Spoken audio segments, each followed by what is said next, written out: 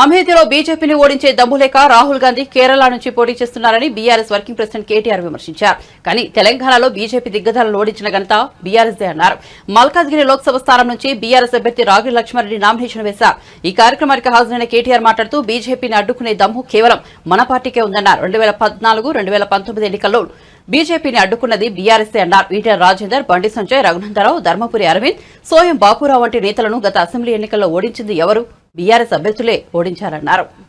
2023లో ఈటెల రాజేందర్ ను అటు హుజురాబాద్ లో ఇటు గజ్వేల్ లో ఓడగొట్టింది ఎవరు? రఘునందన్ రావు ఓడగొట్టింది ఎవరు?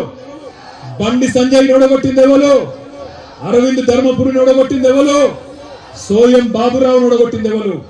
మరి బీజేపీని ఓడగొట్టే దమ్ము లేని కాంగ్రెస్ కోట్లేసి ఖరాబ్ చేసుకుందామా? ఆలోచించండి, ఆగం కాకండి. जितने भी हमारे माइनॉरिटी भाई बहन है, आप तमाम भाइयों से बहनों से गुजारिश करता हूं, हम सेक्युलर पार्टी थे, हैं, आगे भी रहेंगे, कभी भी किसी के साथ नहीं चलेंगे। इससे पहले कुछ लोग अफवाहें फैला रहे थे, बकवास बोल रहे थे कि हम बीजेपी के साथ हैं।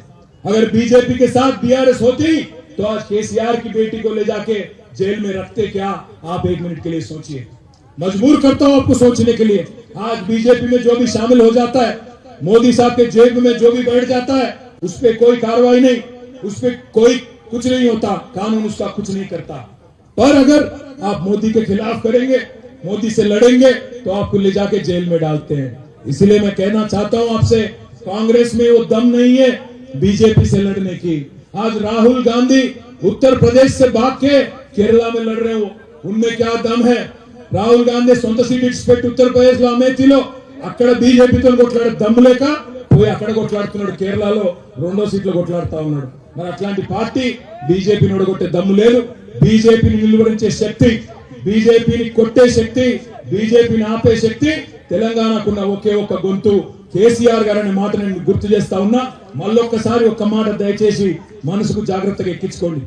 కాంగ్రెస్ మోసం బంద్ కావాలంటే, నెలకు 2500 రావాలంటే, నెలకు 4000 పెన్షన్ ముసలులకు రావాలంటే, తులం బంగారం రావాలంటే, స్కూటీలు రావాలంటే బీఆర్ఎస్ గెలవాలి, గులాబీ జెండా గెలవాలి. అట్లయితేనే కాంగ్రెస్ ఒళ్ళు దగ్గర పెట్టుకొని పనిచేస్తుంది తప్ప, లేకపోతే మోసం పార్ట్ 2 చాలా అవుతుంది.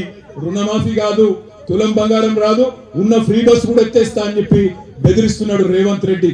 అందుకే నేను మిమ్మల్ని కోరుతున్న మల్కాజ్గిరి పార్లమెంట్ లో ఇక్కడికి వచ్చిన మా గులాబీ అన్నదమ్ములు, అక్క చెల్లెలు, మనమే క్యాండిడేట్ అన్నట్టు కొట్లాడదాం. 20 రోజులు గట్టిగా కష్టపడదాం. ఎవరు ఏమన్నా ఖచ్చితంగా కేసీఆర్ గారిని తిరిగి తెచ్చుకోవాలంటే 10-12 పార్లమెంట్ సీట్లు గెలిపించుకొని ఈ గులాబీ జెండాను పార్లమెంట్ లో ఢిల్లీలో ఎగిరేటట్టు చేద్దాం. తద్వారా కేసీఆర్ గారిని సంవత్సరం లోపలనే మళ్ళీ రాష్ట్ర రాజకీయం అంతా ఆయన